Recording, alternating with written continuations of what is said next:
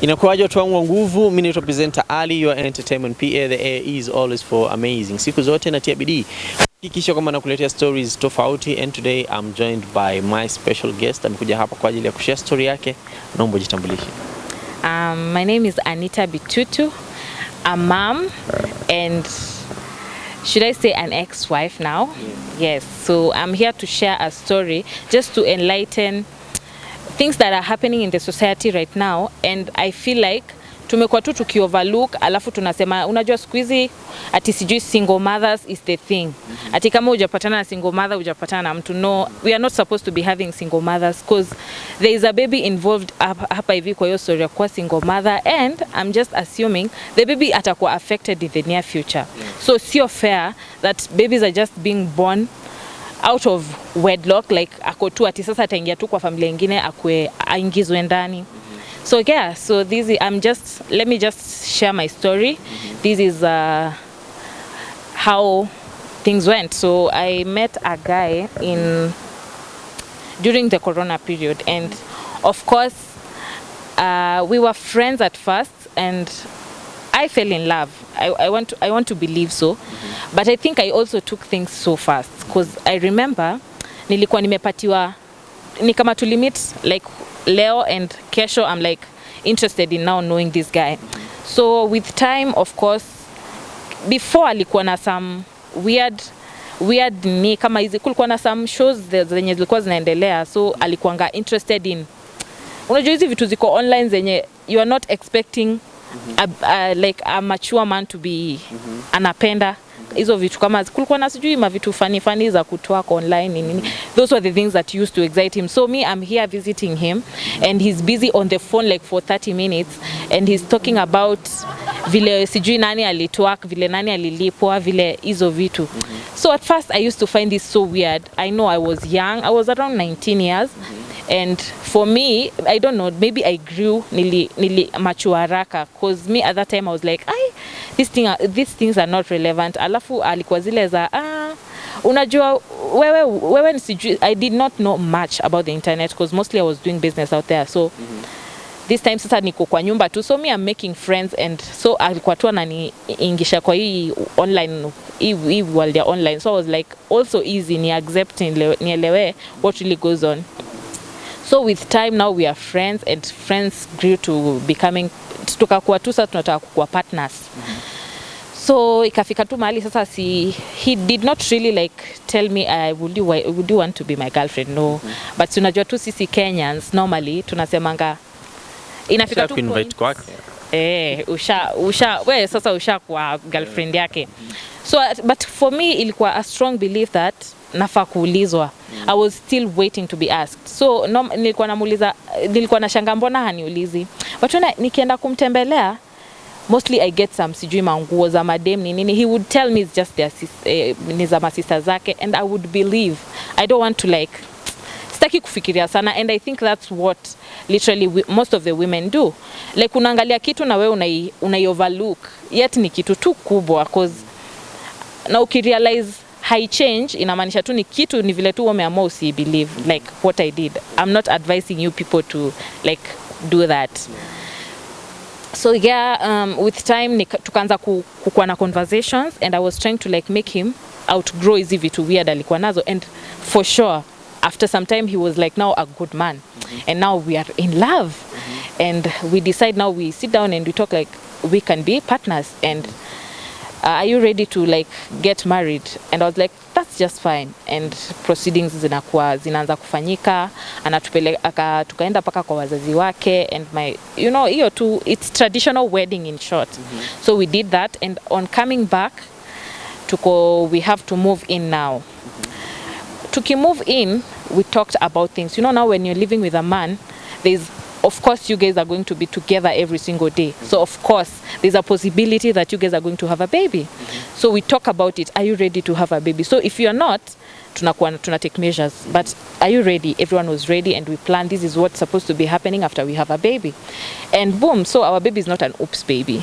It's a baby we planned for. Yeah. So we get a baby, and life starts okay, like na sasa siniko pregnant nini. So when I met this guy, alikuanga na do. Like alikuwa anafanya vitu zake tu normally. Biashara zake. Like hakukuwa na strain. So me I was ready. Na yeye vile aliona pia me I'm not even straining because I also was doing some things here and there. So tuko hapa kama partners. So after some time, so me imefika around 6 months, this guy starts telling me ati unajua job kumeanza kuwa na mashida nini. So he's not getting the money he used to get ati awampe mshahara nini. So I had to chip in. But now I was heavily pregnant. So I was not working as much. The thing that I could do is like withdraw cash from the bank and give him tutumie. So si tunatumia tu do cause mi najua see kitambo he was doing it. So someday things will get better. Me I'm not even like I am not supposed to be helping. You're my partner, why not? So me nikamwambia that's so from 6 months ikafika mali so savings haziko anymore and he's not getting the money, right? So mimi nikamwa wacha niende tu sasa nianze kuhustle. Nilikuwa nafanya hiyo kazi yangu normally nauzanga hizi XUK goods. So hiyo time nilikuwa nauza toys na mitumba nini. So ni kazi ngumu, unabeba vitu heavy but sikuwa na mind cause mimi ni mtu nimezoea tu kufanya kazi ngumu. So sikuwa na mind. Alafu nilikuwa tu pia namfunza juu yake anajua kufanya hizi kazi za kitambo alikuwa na maringo alikuwa zile za I cannot do that kwa sababu alikuwa amezoea tu kazi ya ofisi and that's just fine. Hakuna shida hapo cause you do what you vile umezoea sasa vitu zako, you cannot just start something else mara moja. So with time nikamuingiza kwa hiyo life, ananipeleka nafanya kazi, I strain, watu wananiambia wewe rudi kwa nyumba ukakae kwa nyumba una work hard, but me I'm like tutalala njaa, we cannot. So sasa tuko hiyo COVID time, so of course anaenda tu job once in a while and ananiambia vitu zita get better ni juu ya COVID. So ikafika tuko around 9 months. This guy now ameanza kuchange mood completely. Anze mimi nikashindwa, kwani what really happened? This guy has always been like your dream husband. So but amefika mahali sasa anaanza kusema unajua wewe you are not doing this, wewe you are just ukifanya okay, like I was providing, and of course sometimes he will tell me you are not doing enough, and I tell him honestly this is the only thing that I can do. Siwezi do better than this, but cause ile za you are doing too little. So pia mimi nilikuwa na strain ni get to do the match that he was saying. So I don't know, for some reason tu alikuwa akaanza kuchange mood, something that most of the girls are overlooking kwa sababu I don't know, mtu tu aizianza kukasirikia from nowhere. So mimi namwambia leo nimekuja nikamwambia leo si tutakula tu 200. Aniambia tutakulaje 200, we are supposed to be eating 1000 bob. And I don't have the 1000. Na ni wewe una provide? No, this time I'm providing not because I'm just providing because he's not having anything to provide at the time. Angekuwa nayo ange provide, that is what I used to think, but sasa Juhana I just chip in. Kuzie nafanyanga kazi ya ofisi huwezi kuleta do kutoka nowhere, so lazima ungoje ulipwe. So mimi natafanya vile nitafanya, tunajaribu.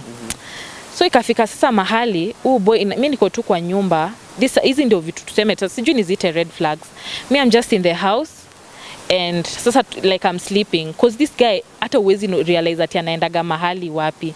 So mimi lakini ilikuwa inafika naamka katikati ya usiku, this guy is not in the house. Saa ngapi hivi? Saa 6 saa 7, na unajua kulikuwa na curfew. Pole kwa kucheka. So mimi nimelala, of course I'm just telling him alikuwa anabaki akiwatch, ananiambia atakuja kulala, mimi naenda kulala, mimi niko pregnant, niko like nimechoka. So kidogo kistuka katika usiku he's not there. You ask where he was and he's like nilikuwa balcony. Mimi nataka tu ni believe, my man cannot do anything wrong. Alikuwa balcony, that's just it. We let it pass. The next time I found him, nilikuwa nimevisitwa na a younger sister of mine. So nikamwambia the baby doesn't want to sleep. Si utakuja umlete kulala saa zenye utamaliza kuwatch. So wakikuja nikilala, kumbe ameniletea mtoto akaenda. This time he took longer, more than 2 hours hapo.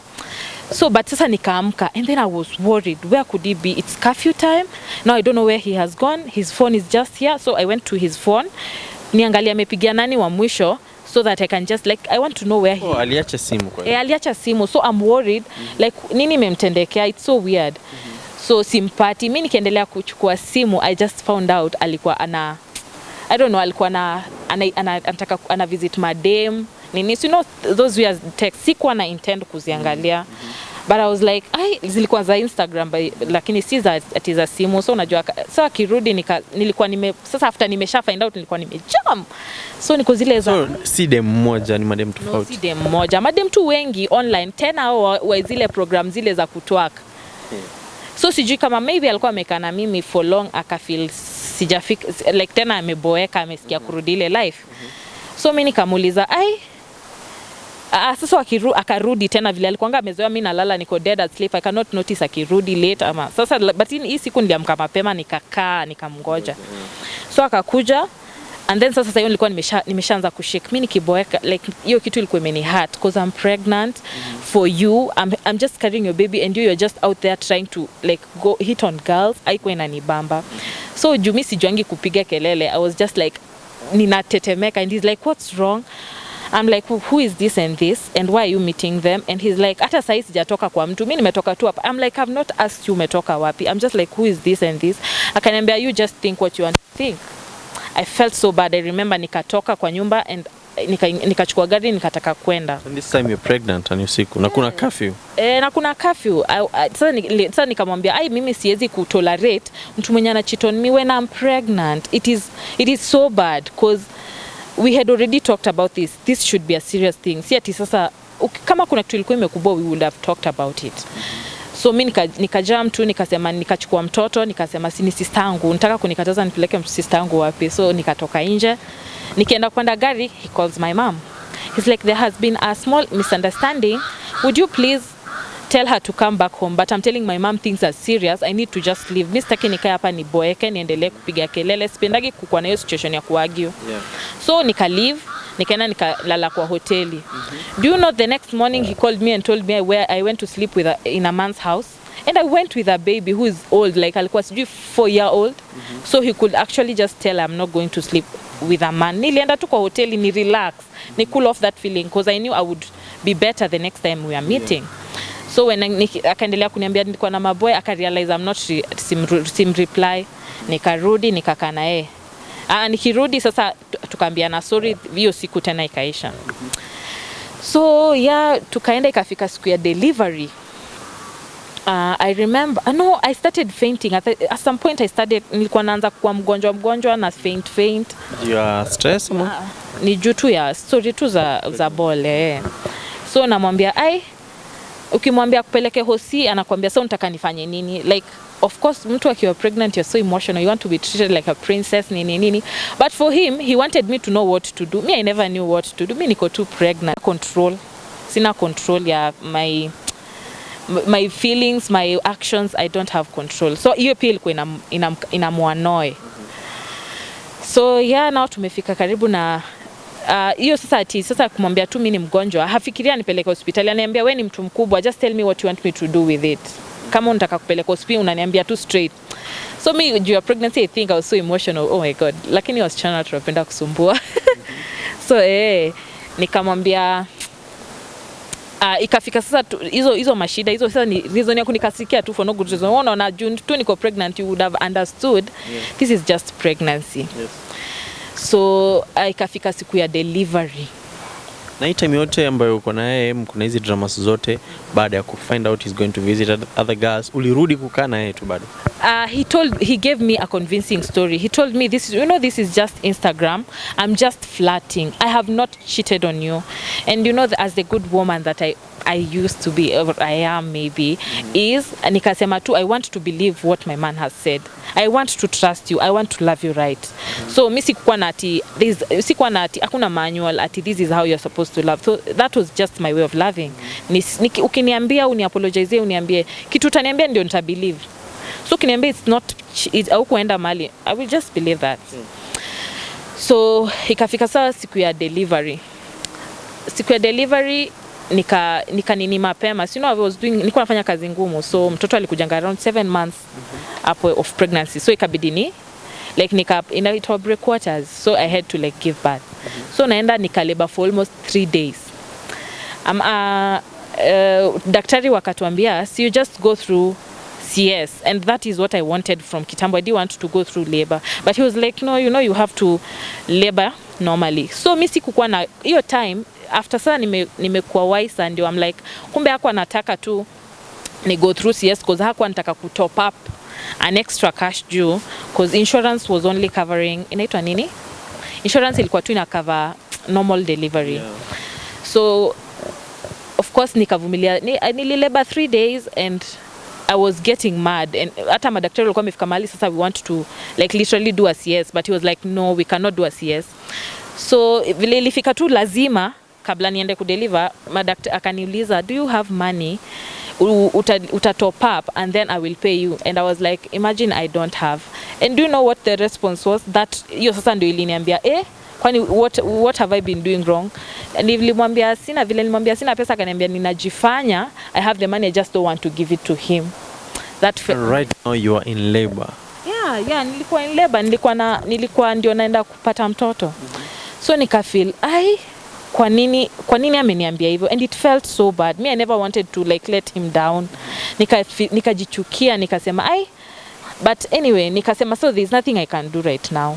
So after that Mungu tu akasaidia, when I was 5 centimeters mtoto alikuwa amechoka, so they had like to just force normal delivery. So kama wewe ni mama unajua watu hukatwa literally vitu mingi, wanakatwa mara mingi, so I had to do that because you have to be 10 centimeters. I mean ilikuwa 5, so lazima wangekara ifike tu hiyo 10, you get. So again nika deliver, it took me so long to like heal, nakumbuka kama 3 months hivi. So all this time mimi unajua tu mimi niko kwa relationship, so of course akanipe after kuka hiyo siku ya kuka kutoka hosi, kaniambia nimtafutie sijui 18,000. I don't have a problem, this is my partner. I asked someone and then nikampatia. Of course hiyo time akanirudishia baadaye, sikumbuki, later in the years alinirudishia. So we delivered, tunaenda home, and now he told me niende kwa mama yangu. So when he took me home, do you know, sikukuwa nimemwambia during I was asking him to give me money to go get baby stuff, and alikuwa tu ananiambia hana. So I had to like ningangane hiyo kwa kadi yangu ndio inisaidie tu pia nibaie mtoto manguo. So after delivery he said you know culture says ati tunafaa ku gift your mom something. And I was like okay, so am I the one who's supposed to do it or you're the one who's supposed to do it? And he was like unajua if you do it or I do it, it's just the same, it's the same thing. And I was like yenyewe it's the same thing, but right now mimi sina. Alafu akarudisha ile statement, unajua ulininyima pesa, nikamwambia kisi kukunyima, I really don't have. Alafu akaniambia lakini I have just said that because I want you to like nataka unitafutie 100,000, would you be in a position to? What? I remembered the statement he told me ati nilimnyima do. I felt so guilty, I didn't want to be told that again. So I borrowed, actually nilikopa ndo nimpatie 100,000. That time nilipoweza kupata 60, so I asked my mom for some, and of course nikaomba palingine Shylocks or something ingine, nikampatia, nikamwambia I only have 60. After 3 days he comes back and tells me hajapata anahitaji, hajapata the extra 40, so anahitaji tena nimtafutie. Mimi nikamtafutia, akaniambia in the extra 40 he's supposed to gift my mom something, ile kitu tulikuwa tunafaa kuongea, and then now he'll sort me baadaye. So nikamtafutia tena 40. Mali nilimtafutia nilikuwa nafaa kuilipa na interest after 1 week, because he had already told me pesa yake itatoka after 1 week tulipe. So of course hiyo akupea mama yangu the present, and I was like kwani tena hakuna present ya mami kwa hiyo pesa? Unajua tena siwezi anda kuambia mama yangu ati you know you are supposed the present has not come because, and then I don't want her to know ati it is me who's giving the guy the money, you know, I'm protecting him, he's my man. So yeah, akaambia mama yangu, of course akaniambia tu hiyo present ya mama yangu haitawezekana, kuna vitu zingine ametaka kubaia mtoto vitu mingi, so hiyo pesa tu sikujua mali amepeleka. So yes, life went on like that. After like the baby was 1 month, nikarudi sasa kuishi na yeye.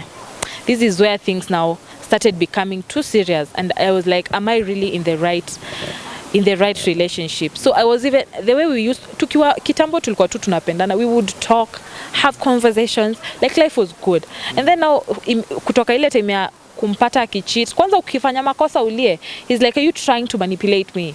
I'm like, I'm not manipulating you. So for some reason I even was scared of, nilikuwa naogopa kulia.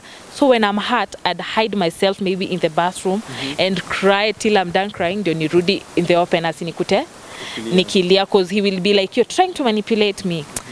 So I'm like, why was I not seeing that this relationship is really toxic? It was toxic. I was just like blinding myself. So mimi nimerudi tunaishi na yeye, and this time this guy now anaenda job, anarudi late, akitoka sijui vitu tu zilikuwa zina happen weird. Which year was this now?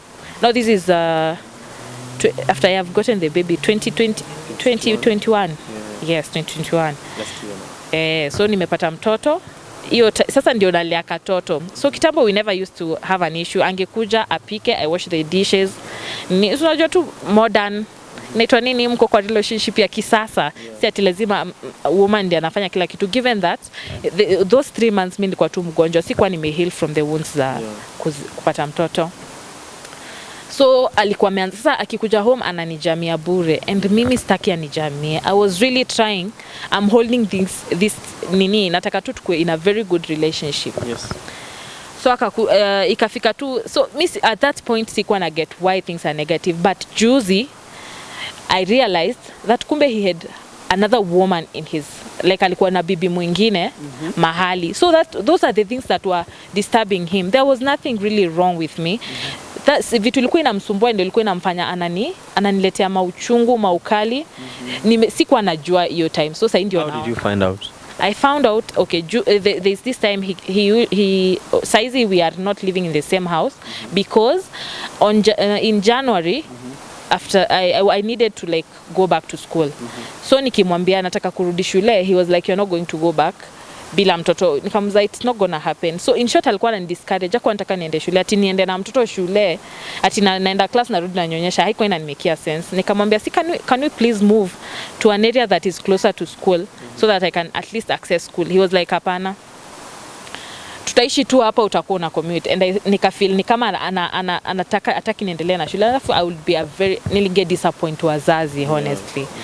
So I needed to just go back. So nikamwambia kama wewe utaki kunisupport, let me just go and niende tu mahali nikatafuta nyumba kadogo bedsitter. Nikaenda nikakaa karibu na shule ndio niweze ninaenda class, nikirudi kuona mtoto after like 30 minutes hivyo. So that made him mad. But haikuwa make mad really. It's just because unajua sasa hapa tulikuwa tunakosana. Anakuja kwa nyumba ananipigia kelele ati siku nyingine ati nimepika supper. He told me not nisikuwe naacha msichana wa kazi ampikie supper. So I cooked the supper. And then he told me he's going to be home by 9:30. It's 10:30, he's not home yet. So kufika 10:30 mimi nimeshachoka, nimelala. He doesn't eat ati because I did not serve him. Now it's not, sasa the matter has kitu ilikuwa inatukosanisha nisimpikie, si ndio? Sasa I have cooked. Sasa kumpikia haijasaidia. So sasa shida nyingine imetokea ni haujamserve. So ilikuwa tu hivyo, hiyo ndio ilikuwa trend. Sengine like hanibai mtoto vitu. Na mimi nataka vitu kama baby carrier, carry coat, you know. Na si kwamba sahi asharudi kazi. Sahi alikuwa amesharudi kazi, but bado ananidanganya vitu hazijakuwa poa. Lakini hata ile mshahara yake kidogo yenye anapata singekuwa na sort vitu. Alafu pia sometimes ilikuwa tu bills, unajua mimi ni mtu mwenyewe natakanga bills zinakuwa paid on time. So nani kiacheka na kuja natugongea, it's date 15, you guys have not paid rent, and I'm like, why have you not paid rent? He's like, wewe umecontribute nini? Nilikuwa na ako katoto akatakuwa ataka amekuwa month. So namwambia siwezi fanya kazi, I don't have anywhere I can get money, whenever I can chip in ndio na chip in. So yeye inamkasirisha. Mimi nikimsupport time yote alikuwa ananiomba hadi fare kwenda job. Na hata sasa ndio na realize hakuna job alikuwa anaenda.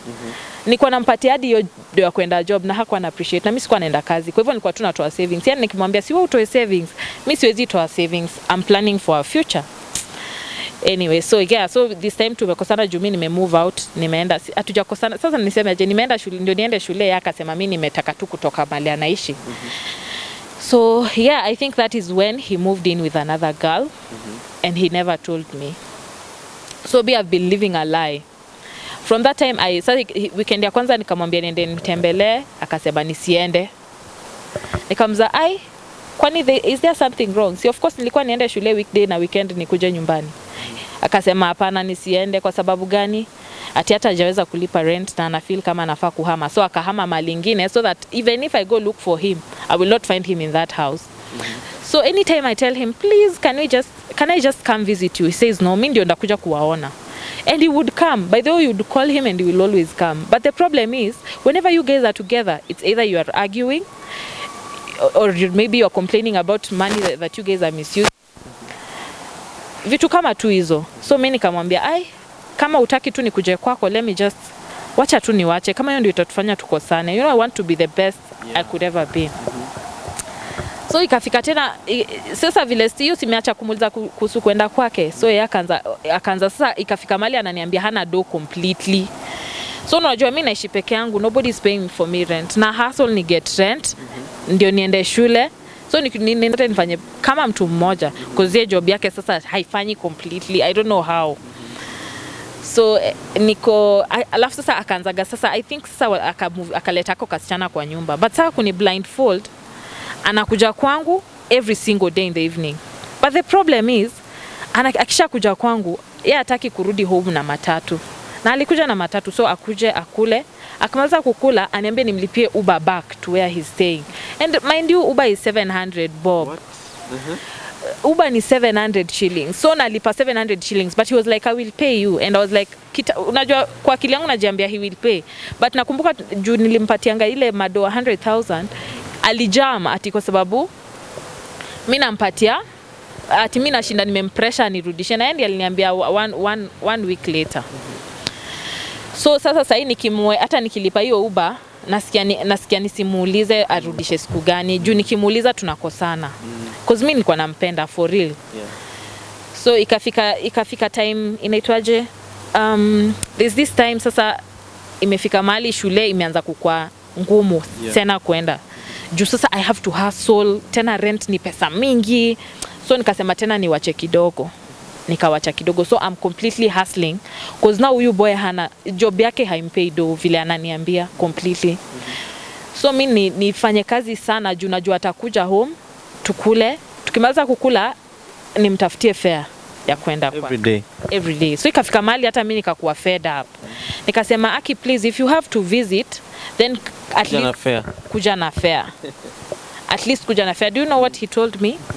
Ati kwani hiyo pesa kidogo ya fare yenye unanilipia ndio unataka kunihesabia? Nikamwambia I'm not even sikuhesabi. I'm just like inanistrain. Wewe uone kama inanistrain, but inanistrain. Inafanya ni feel niko strained. So nakumbuka siku nyingine akaniambia, wewe unajua hata uliniwacha sometimes uliniwacha mpaka sasa nikabaki nikikunywa strungi na mchele. Nikamwambia mimi singejua unakunywa strungi na mchele. Ningekuwa najua I wouldn't let you go through that, because you know I always wanted to be there for you. So it was like, no, you wanted to move out because you wanted to, like, siko sure hata ulikuwa unataka kwa nini ya bibi yangu, kumbe yeye tu anajua akona kabibi mahali. So yeah, vitu zikaenda zikikuwa tu hivyo toxic. And how did you find out akona kabibi? So it is just the other day. It's not even a week. Like hii Sunday. Juzi hii Sunday imepita kuamkia Sunday. So si tuko kwa nyumba, si anakujanga kunivisit mali naishi. Mpaka leo unamlipia hadi Uber? Sasa simlipi Uber, lakini bado ninampatianga fare ya kwenda. Juu kutoka hapo mali naishi kwenda huko ni pali sana. Uber ni Sorry for laughing. Yeah. Why are you laughing kwanza? So he comes to visit and akikuja kutembea. So hii time sasa tuseme tu unataka kujua vile nilifind out. So Simia alikuwa amefika mahali. Normally when we are with him si couch ni mbili hivi. Nikiketi kwa coach alikuwa anatakanga tu akae na mimi. So this time nikikaa hapa anaruka pale. I'm like, he's just ameanza tu kukua distant. So but simu yake akona kasimu kingine, nataka kukua na smartphone. Kuna kasimu kingine kadogo sinaitwa tutululu. So anakaficha. Anashinda amefanya hivi, ameweka kando. Okay, like sikuwa nataka ikue alarm kwangu. Ni juu nimewahi muuliza akaniambia ni kuvuta tu message za M-Pesa. Ambia that's fine. But this night simu inapigwa, he's not picking. Na mimi naangalia tu and I'm getting he's ignoring it. Nikamza, "Hey babe, why are you ignoring the phone call?" He's like, ni mtu tu ananisumbua, uoni nimemblock. Nikamwambia oh sawa, me I just like it that way, because I remember siku nyingine tulikuwa supermarket, tulikuwa tuna buy food. So I'm talking to him, so unajua vile utauliza idea, najaribu kumwongelesha, ako too much on the phone. Nikamwambia why iko kitu ina keep busy, ama is there something disturbing you? He's like, you're trying to be a control freak. Imagine out of nowhere, na sikuwa from nowhere akaniambia ati najaribu kwa control freak.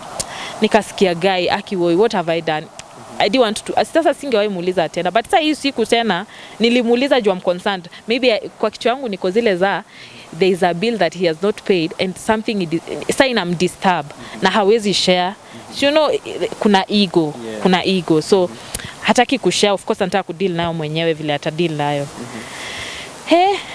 So after akaenda kulala, nikaenda kulala, nikamwacha kama bado ako sitting room anafanya vitu yake, and then akakuja baadaye. Nika realize bado hiyo simu inapigwa.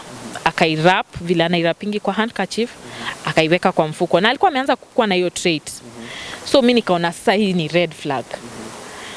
So nikajifanya tu, nikaona amejifunika amelala, nikienda washroom akaficha hiyo simu. So kwa akili yake haikumhit, I can notice kuna kitu weird. So vile alijifunika tu amelala, mimi nikachukua hiyo trouser nikaweka kwa wardrobe, nikatoa simu, nikaenda washroom nyingine, bedroom nyingine, ndio asiweze kunipata. Nikalock immediately, akakuja akanock. Why mbona umetoka bedroom yetu? Nikamwambia kuna niko tu huku natumia. So I wanted to see what's really happening. So nikataka nipige nione hiyo simu nani anapiga. Nikashika. And that girl asked me, anaongea na nani?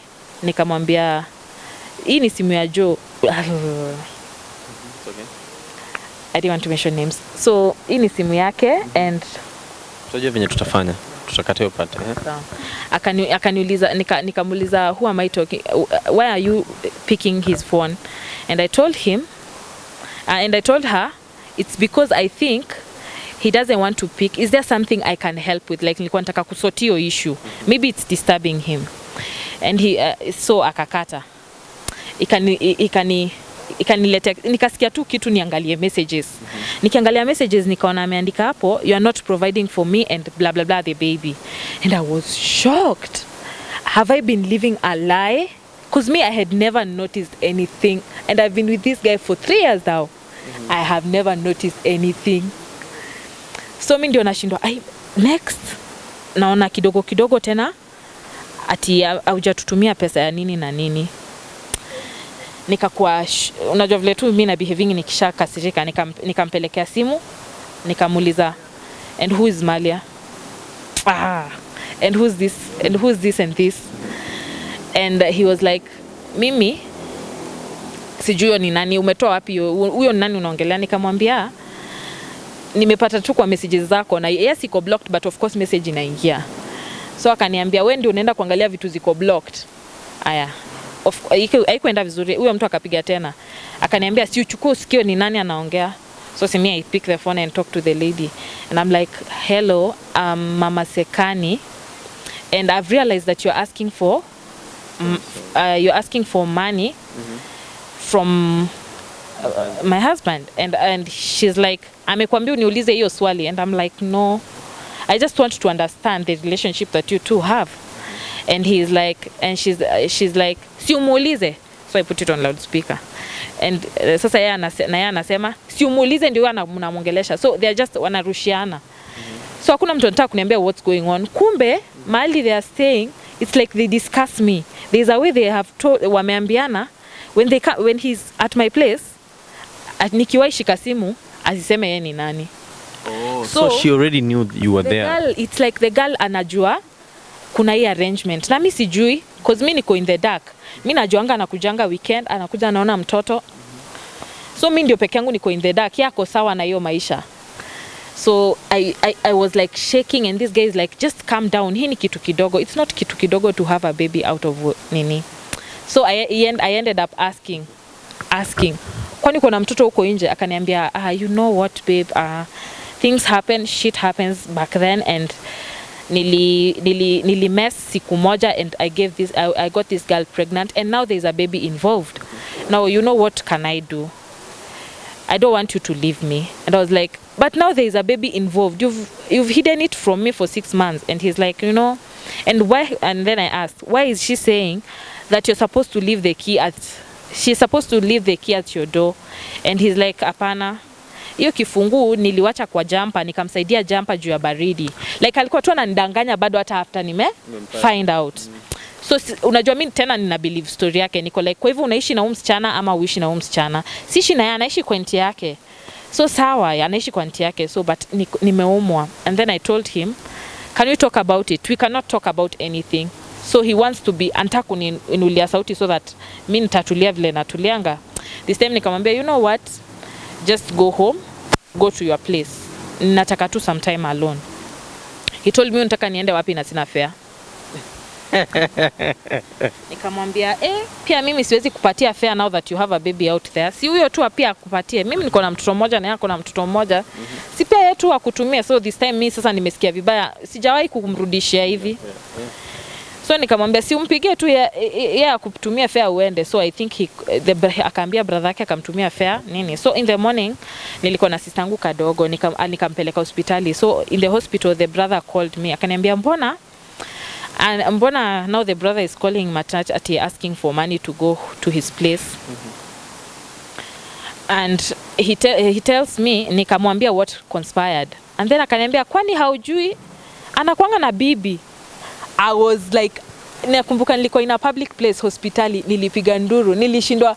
Now what is this? Me I've never even the brother knew. Hey, everyone knew. Mimi tu ndio niko in the dark. Mimi peke yangu ndio niko in the dark. Wewe na familia yako. Mimi na familia yangu. Alafu the worst thing is hata angekuja tu bali mama yangu wako. Yani ako tu ana hang around us na hakuna kitu tuna notice. Ndio ujue vile alikuwa anajua kuficha. So who, according to the way ulikuja ku find out, ulikuja ku notice that you came afterwards in the relationship ama ulikuja wa kwanza? Mimi nilikuja wa kwanza cause unasikia nilienda hadi kwao and the parents received me and they told me nothing. And they told me I'm the wife and they were worried that the guy is getting old because he's like 10 years older than me. So he's getting old and every other brother of his is already married. So of course hiyo tu inakuonesha I'm the first wife. So mimi sikujua hiyo mambo ya second wife. So your second wife, so ndio, let me just tell you how it happened. See, brother yake sasa ananiambia hiyo story na muza bibi. Why have you guys never told me? Ati wewe kwani ujui siku ile tulikuja birthday? Mimi nilikuja birthday juu nilijua he told us amesha kuambia na wewe uko sawa na hiyo story. So you see what he is doing. He's making people believe that I'm okay with it. So they will not even mention it because it's not an issue. So they know I know and I'm good. So ikafika tu time nikaambia so your time nikalia, I remember, and he was like just call mom akwambie what conspired. So me I call his mom and I call her namwambia sasa unajua sija get story vizuri. Namwambia kwani nani alikuanga na mtoto na mkuu ameniambia ati akuona bibi mwingine na sikuwa nimewahi jua, like I'm shaken. And the mother is like, let me just tell you the full story. Yes, there is another woman and there is another woman and we were told you are okay with it. So si tukasema if you guys are just okay with it, mumeamua kutoka nje na kanisa, then that's just it. Ni sawa. And I remember I did not know, hata sikuwa najua kitu ya kusema, but of course wakaniongelesha wakaniambia we need to talk to you. So kwanza nikamaza mambo si nikaenda sasa nikakaa nisikize what they are telling me. So they tell me, you know, aliletaga mtu alikuwaga sijui it's a student or something. It's a student or alikuwa student bali alikuwa anafanya kazi, so it's a staff student relationship. And hiyo ndio ilimharibia job. So kitu ilimharibia job normally alikuwa anasingizia the boss. But it's not really the boss. Wow. It's what brought the problem is this guy ali mess up na student, and you know normally that brings up termination. So of course msichana akafukuzwa shule and the dude akatupwa nje kazi. Okay, and as per now relationship yako na yeye ikoje? Right now he's still like he's sorry for what he has put me through, but you know usiwahi sasa siwezi kukubali hiyo sorry. Kitambo alikuwa nakubali because I never knew he was cheating on me. I didn't want to believe that. I overlooked. But right now there's no way you're going to tell me that you're sorry kwa sababu you're already having another woman who has been living with you for, he lied to me the baby is 6 months but he's 9 months, sawa.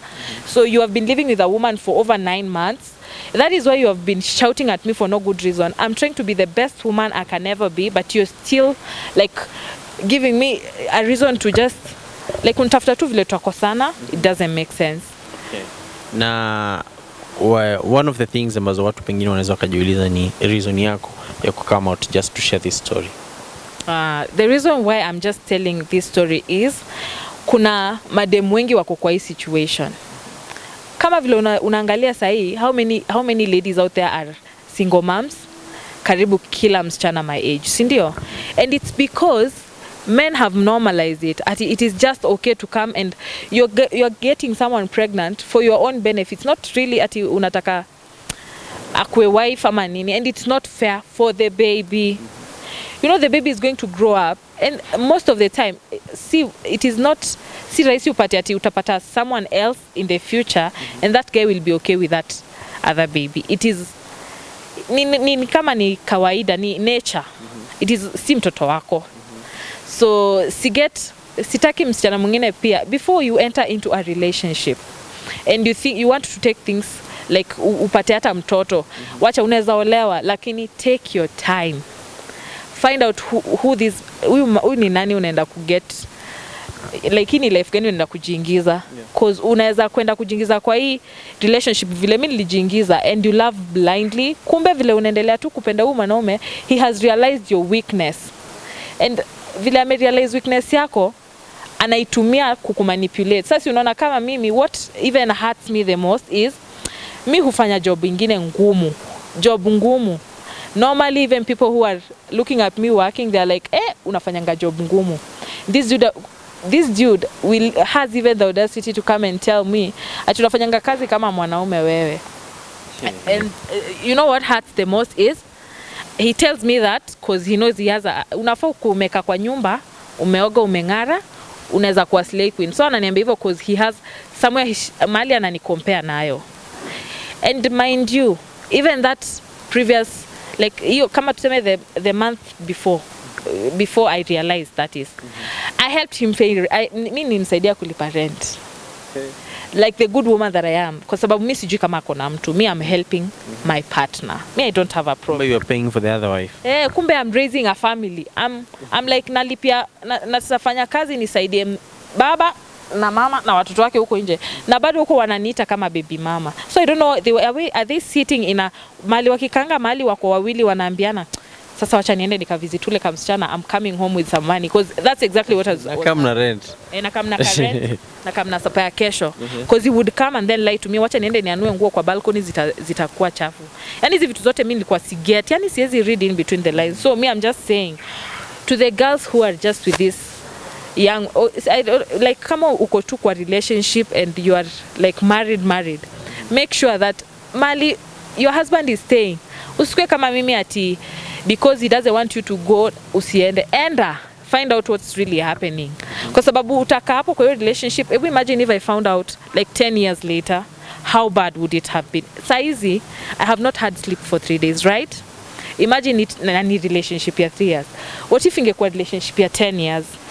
Na najua kuna watu wako in that state, umekuwa na mtu na amekuwa akikucheza for 10 good years, so wewe ukikuja kurealize it's already too late, unakuwa hopeless and you're like, will I ever come out of this? And you're like, let me just say, wacha tu nikae juu sasa nitaenda wapi na watoto 5, nitaenda wapi? So I'm like, before you just decide to get kwanza too pregnant, staki tabia ya kukua na single mothers huko nje, sio fair for the baby sana.